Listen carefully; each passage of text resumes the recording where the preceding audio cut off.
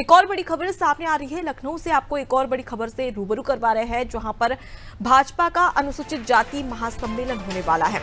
दलितों को साधने के लिए महासम्मेलन कल होगा, जहां आशियाना के स्मृति उपवन में यह आयोजन होगा।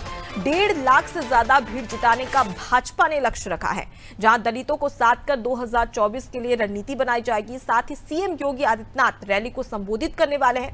कई केंद्रीय मंत्री भी रैली में शामिल होंगे और साथ ही रैली में संबोधन भी करने वाले हैं।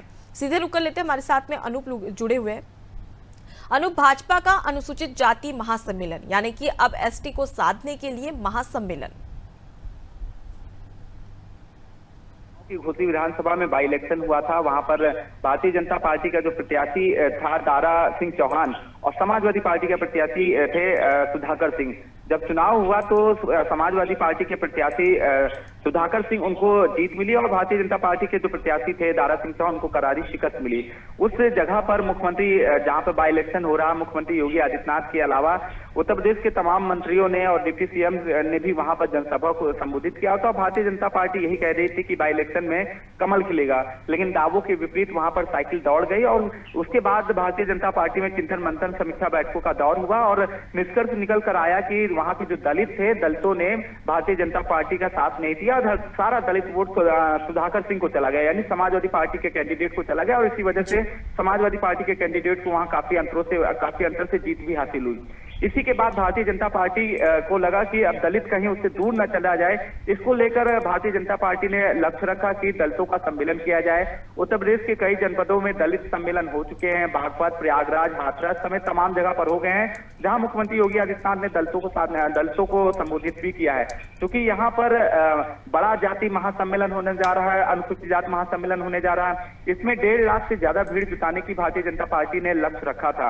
हालांकि भीड़ जुटाना अपने आप में ही बड़ी चुनौती है, क्योंकि स्मृति उपवन काफी क्षेत्रफल के हिसाब से काफी बड़ा मैदान है और इस मैदान को भरने का नाम जो जिससे है वो बहुजन समाज पार्टी के खाते में दर्ज है। क्योंकि बहुजन समाज पार्टी ही एक ऐसी पार्टी जब चाहे इको गार्डन हो या फिर स्मृति उपवन हो, लाखों की भीड़ जुटा पाती रही है। लेकिन ऐसे में दूसरी पार्टियों के लिए एक बहुत बड़ी चुनौती है, चाहे भारतीय जनता पार्टी हो या कोई और पार्टी हो। हालांकि भारतीय जनता पार्टी इसमें सत्ता में है, सत्ता में रहने के बावजूद भारतीय जनता पार्टी के लिए बड़ी मुश्किल हो रही है कि कैसे इस स्मृति उपवन को भरा जाए। हालांकि भारतीय जनता पार्टी का मानना है कि जो संभावित भीड़ है, जो उसने लक्ष्य रखा है, उस लक्ष्य के मुताबिक से ज्यादा भीड़ यहाँ पर आएगी और इस जाति महासम्मेलन, जो अनुसूचित जाति महासम्मेलन होने जा रहा है, इसमें मुख्यमंत्री योगी आदित्यनाथ उसमें संबोधित करेंगे। जो दलित वर्ग है, इसके अलावा जो केंद्रीय राज्य मंत्री हैं कौशल किशोर, इसके अलावा रक्षा मंत्री राजनाथ सिंह, गृह मंत्री अमित शाह, भारतीय जनता पार्टी के राष्ट्रीय अध्यक्ष जेपी नड्डा समेत उत्तर प्रदेश के जितने भी दलित नेता या मंत्री हैं उनको भी आमंत्रित किया गया है। हालांकि अभी